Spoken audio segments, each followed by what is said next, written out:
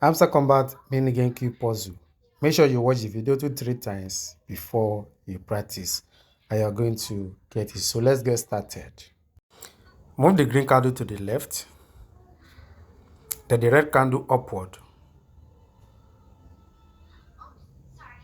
Move the green candle to the right. Adjust the red candle downward. The grey candle to the right, the red candle downward. Then the green candle to the left,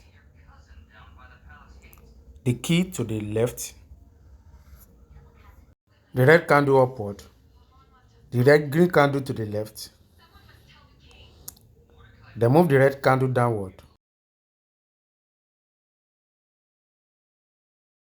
Then move the key to the middle, the red candle upward,